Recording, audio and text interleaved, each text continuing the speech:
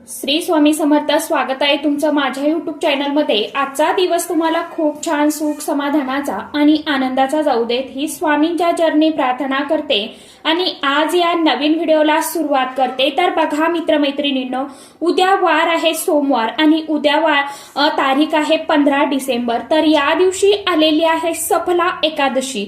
एकादशी तिथी जी आहे तर ती हिंदू धर्मामध्ये खूप खास आणि विशेष महत्वाची आहे. या दिवशी केलेली पूजा, भक्ती, उपवास आणि दान धर्म यश, सौभाग्य आणि इच्छित फळे प्रदान करत असतात. मार्गशीर्ष महिन्यातील कृष्ण पक्षाच्या एकादशी तिथीला सफला एकादशी म्हणून साजरी केली जाते.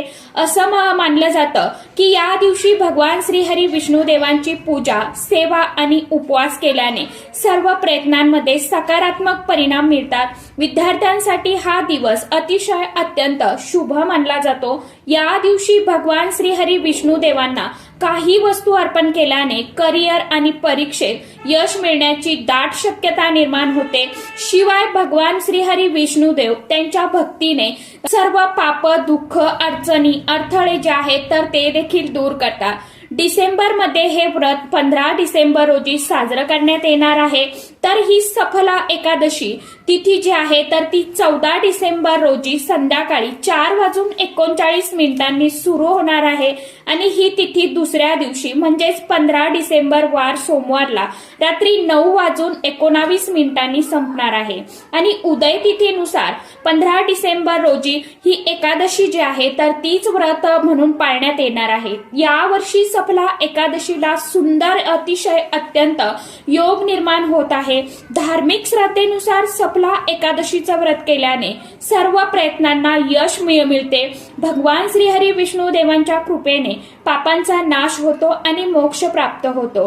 15 डिसेंबर रोजी सफला एकादशीला शोभन योग तयार होतात. शोभन योग सकाळपासून दुपारी 12 ते 12:30 पर्यंत असणार आहे. त्यानंतर अतिगंड योग तयार होत आहे. एकादशीला चित्रा नक्षत्र सकाळपासून 11 वाजेपर्यंत असेल. त्यानंतर स्वाती नक्षत्र लागणार आहे. अत्यंत शुभ योग या दिवशी तयार होत आहे. त्यामुळे या दिवशी काही प्रभावशाली सेवा आणि उपाय देखील केल्या जातात.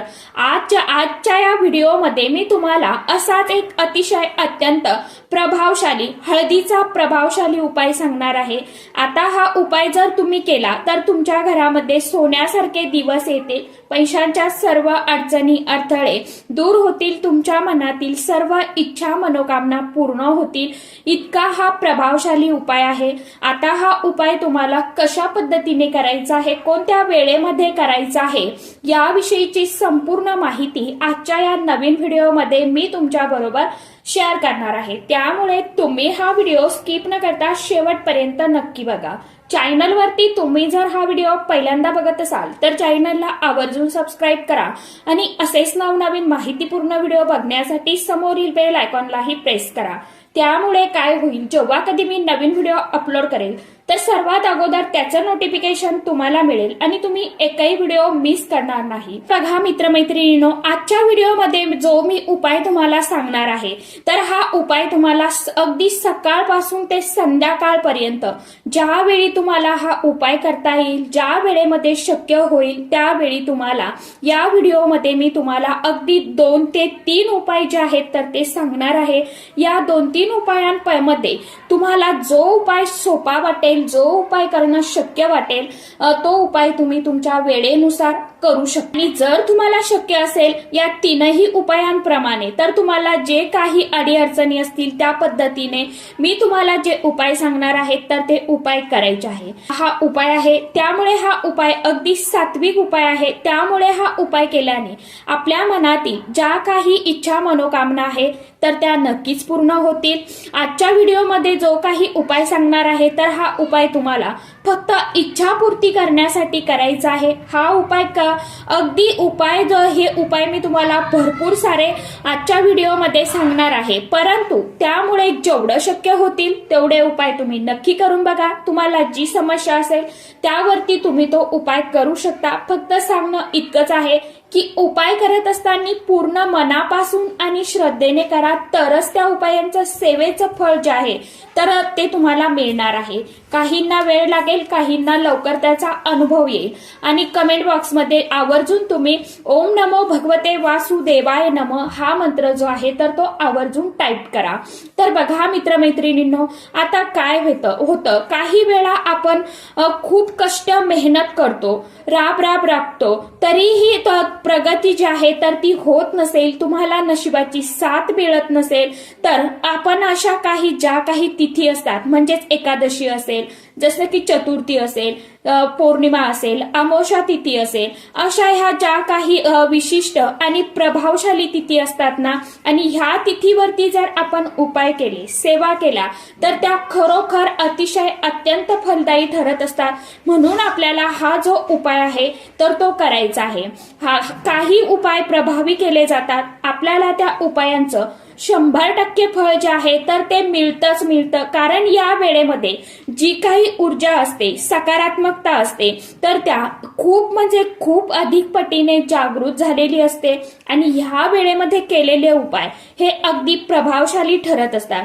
म्हणून आपल्याला कष्ट आणि मेहनत तर करायचीच आहे, परंतु आपल्याला आपल्या कष्टाला आपल्या नशिबाची साथ मिळावी म्हणून असे प्रभावशाली उपाय करायचे असतात. त्याचप्रमाणे तसेच तुमचं कोणतंही महत्वाचं काम पूर्ण होत नसेल, तुम्ही कोणतंही काम करायला गेला की त्यामध्ये तुम्हाला नेहमी यश येत नसेल किंवा अपयश येत असेल, ते काम पूर्ण होत नसेल, त्याचबरोबर तुमच्या घरामध्ये सतत पैशाच्या अडीअडचणी निर्माण होत आहे, आर्थिक समस्यांचा तुम्हाला सामना करावा लागत आहे, पैसा हा हातामध्ये टिकत नाही, तुमचा पैसा घरामध्ये आला की तो कोणत्या ना कोणत्या कारणाने बाहेर निघून जातोय, म्हणजेच खर्च होतो.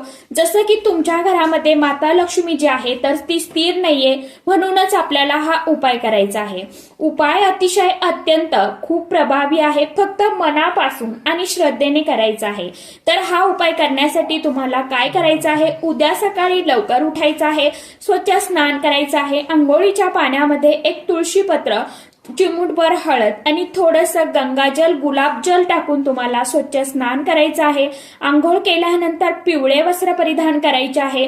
पिवळे वस्त्र तुमच्याकडे परिधान करण्यासाठी नसेल तर तुम्ही इतर कोणतंही वस्त्र परिधान करू शकता, परंतु पिवळा रंग जो आहे तर तो खूप शुभ मानला जातो, म्हणून शक्य असेल तर पिवळा रंग जो आहे तर तो आवर्जून परिधान करण्याचा प्रयत्न करा.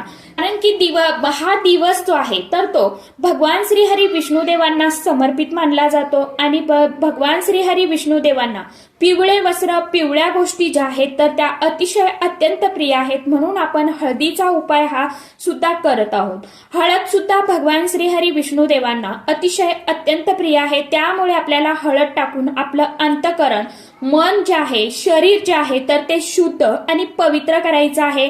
आणि आपण अशा शुद्ध अंतःकरणाने केलेले उपाय हे अगदी प्रभावशाली ठरत असतात. त्यानंतर तुम्हाला स्वच्छ कपडे परिधान करून आपल्या देवघरातील देवी देवतांचं विधिवत पूजन करायचं आहे. त्यानंतर देवांना स्नान घालायचं आहे आणि नंतर पिवळे वस्त्र हे भगवान श्रीहरी विष्णुदेवांना अर्पण करायचे आहे. त्यांना पिवळी फुलं, पिवळी मिठाई अर्पण करायची आहे. त्याचबरोबर जर या दिवशी तुम्हाला जर केळी भेटली तर केळी देखील तुम्ही भगवान श्रीहरी विष्णुदेवांना अर्पण करायची आहे, म्हणजेच नैवेद्य म्हणून ठेवायचे आहे.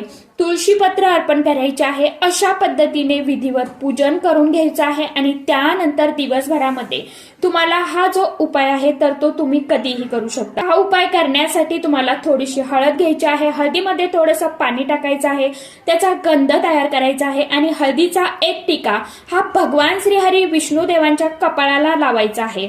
आणि त्याच नंतर तुम्हाला काय करायचं, दुसरा टिका जो आहे तर तो तुमच्या कपाळावरती लावायचा आहे आणि त्याचबरोबर तुमचा जो हात आहे, मनगट आहे, तर त्या मनगटावरती तुम्हाला उजव्या हाताच्या मनगटावरती लावायचा आहे. म्हणजे आपला जो उजवा हात आहे तर उजव्या हाताच्या मनगटावरती लावायचा आहे. अशा पद्धतीने तुम्हाला हा एक उपाय जो आहे तर तो उद्या सर्वांनी आवर्जून नक्की करून बघा. उपाय अतिशय अत्यंत प्रभावशाली आहे, नक्की करून बघा. त्याचप्रमाणे तुमच्या घरामध्ये पैसा येत नाही किंवा पैसा टिकत नसेल, आलेला पैसा कोणत्या ना कोणत्या कारणाने घरातून बाहेर निघून जात असेल तर तुम्हाला काय करायचं आहे, हळदीची जी पेस्ट केलेली असते त्यातला एक टिका जो आहे तर तो तुम्हाला तुळशीच्या पानांना लावायचा आहे. म्हणजे तुळशीपत्र तोडून आणलेलं आहे त्या तुळशीच्या पानाला लावायचं आहे आणि ओम नमो भगवते भगवते वासुदेवाय नमः या मंत्राचं तुम्हाला 11 वेळा पठण करायचं आहे। तुळशीपत्र भगवान श्रीहरी विष्णुदेवांच्या चरणाशी तुम्हाला अर्पण करायचं आहे।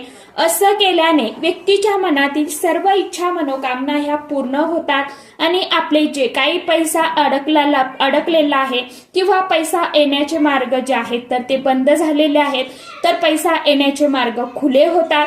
कारण तुळस जे आहे तर ते माता लक्ष्मीचं प्रतीक आहे। माता लक्ष्मी म्हणून मातेला ओळखलं जातं आणि तुळस ही भगवान श्रीहरी विष्णुदेवांना अतिशय अत्यंत प्रिय आहे।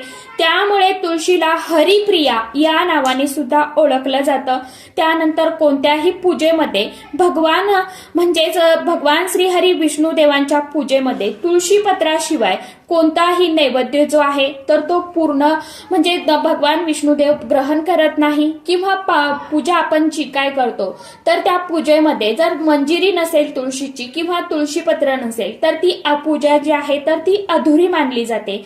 त्यामुळे तुम्हाला तुळशीपत्र जे आहे तर सांगितलेल्या पद्धतीने अर्पण करायचं आहे। आता तुमच्या घरामध्ये जर पैसा येण्याचे मार्ग मोकळे नसतील, म्हणजेच तुमच्या घरामध्ये धनहानी झालेली आहे किंवा तुमच्या घरामध्ये काहीतरी निगेटिव्हिटी नकारात्मकता साठलेली आहे, तुम्हाला ती सतत जाणवत आहे, घरामध्ये सतत भांडणे वादविवाद होतात, यासारख्या गोष्टी घडत आहेत, तर तुम्हाला काय करायचं आहे, तुम्हाला एक तांब्याचा पाण्याने भरलेला कलश घ्यायचा आहे आणि त्यामध्ये आपल्याला चिमूटभर हळद टाकायची आहे।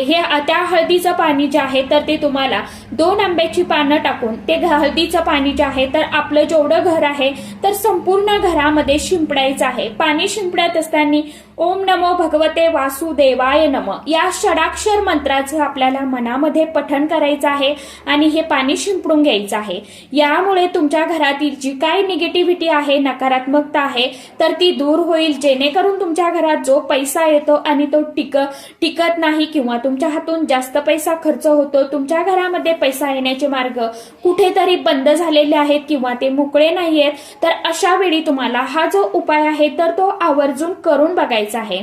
संपूर्ण घरामध्ये शिंपडायचं, जेणेकरून घरातली जी काही नकारात्मकता आहे ती आपल्या घरामध्ये पैसा येण्यापासून रोखलेली आहे त्या गोष्टी कुठेतरी मोकळ्या होतील आणि निगेटिव्हिटी जी आहे तर ती सुद्धा नष्ट होईल। हा उपाय सुद्धा नक्की करून बघा। त्यानंतरचा उपाय जो आहे तर तो म्हणजे हळकुंडाच्या गाठीचा। हळकुंड आपण म्हणतो ना, हळकुंडाच्या 11 गाठी घ्यायच्या आहेत। म्हणजे हळकुंडी जे आहेत आपण जे बाजारामध्ये भेटतं तर ते लेकूरवाळा हळकुंड जे आहेत तर ते आपल्याला 11 घ्यायचे आहेत आणि एका दोऱ्यामध्ये तुम्हाला बांधायचे आहे आणि त्या भगवान श्रीहरी विष्णुदेवांना तुम्हाला ती माळ जी आहे तर ती अर्पण करायची आहे। या सपला एकादशीला ह्या हळदीच्या गाठीची जर तुम्ही भगवान श्रीहरी विष्णुदेवांना माळ घातली, अर्पण केली, तर तुमची कितीही कठीणातील कठीण इच्छा असू द्या ती नक्कीच पूर्ण झाल्याशिवाय राहणार नाही आणि अर्पण केल्यानंतर तुमची जी काही इच्छा असेल तर ती तुम्हाला अगदी तळमळीने कळकळीने भगवान श्रीहरी विष्णुदेवांना सांगायची आहे आणि भगवान श्रीहरी विष्णुदेवांना असं म्हणायचं आहे, आपण दर्शन घ्यायचं आहे, आपल्या ज्या काही मनातील सर्व इच्छा आकांक्षा आहेत तर त्या पूर्ण झालेल्या आहेत आणि भगवान श्रीहरी विष्णुदेव आपण हा उपाय जर केला आणि आपल्या इच्छा पूर्ण, मनोकामना पूर्ण झाल्या, अशा आपल्या मनामध्ये सकारात्मक विचार जे आहेत तर ते आपल्याला ठेवायचे आहे। तर अशा पद्धतीने तुम्हाला 11 हळकुंडाचे माळ जी आहे तर ती तुम्हाला भगवान श्रीहरी विष्णुदेवांच्या चरणाशी अर्पण करा आणि तुम्हाला मनोमन मनामध्ये प्रार्थना करायची आहे। तुमच्या मनामध्ये जी कोणती कठीणातील कठीण इच्छा असेल तर ती तुम्हाला व्यक्त करायची आहे। उपाय करत असताना कधीही एक उपाय करताय तर एकच इच्छा ठेवा, जास्त इच्छा मनामध्ये ठेवू नका। त्यामुळे उपायांचा सेवेचा लाभ जो आहे तर तो लवकरात लवकर मिळत नाही। एकच इच्छा, एकच उपाय करायचा। जोपर्यंत आपली इच्छा पूर्ण होत नाही तो उपाय आपण प्रत्येक तिथीला करत राहायचा आहे। आता जो हा हळदीचा उपाय आहे तर हा उपाय तुम्ही प्रत्येक एकादशीला सुद्धा करू शकता। एकच इच्छा नाही, जोपर्यंत पूर्ण होत नाही तोपर्यंत 11 एकादशी करा, 21 करा, 108 करा, जेवढ्या शक्य होतील तेवढ्या करत राहा। जो उपाय तुम्हाला सोपा वाटतो तो उपाय तुम्ही करत राहा. फक्त उपाय करत असताना मनापासून करत चाला आणि किती श्रद्धेने भक्तीने तुम्ही उपाय करता, त्या उपायांवरती तुमचा किती विश्वास आहे हे सुद्धा गरजेचं असतं. तर उपाय करत असताना अशा पद्धतीने करायचं आहे. आणि ही माळ जी आहे तर ती भगवान श्रीहरी विष्णुदेवांना तुम्हाला अर्पण करायची आहे. आता कमेंट्स येतील नंतर की त्या माळीचं काय करायचं, तर ती माळ तुम्हाला देवघरामध्ये लाल कपड्यामध्ये बांधून तशीच ठेवायची आहे. त्याचं पूजन तुम्ही करू शकता किंवा मग तुम्ही वाहत्या पाण्यामध्ये ते विसर्जित करू शकता. तर सांगितल्याप्रमाणे नक्की उपाय करून बघा. ज्यांना काही प्रश्न असेल, ज्यांना काही नाही समजलं त्यांनी कमेंट बॉक्समध्ये कमेंट करू शकता. कमेंट बॉक्समध्ये ओम नमो भगवते वासुदेवाय नमः आवर्जून सर्वांनी टाईप करा. तर चला, सांगितल्या पद्धतीने आवर्जून उपाय एकदा नक्की करून बघा. चला, आजच्या व्हिडिओमध्ये इतकीच माहिती होती. कशी वाटली नक्की सांगा. व्हिडिओ आवडला तर चॅनलला आवर्जून लाईक, शेअर, सबस्क्राईब जरूर करा. परत भेटूया नवीन माहितीसोबत, नवीन व्हिडिओसोबत. तोपर्यंत सर्व माझ्या युट्यूब परिवाराला श्री स्वामी समर्थ.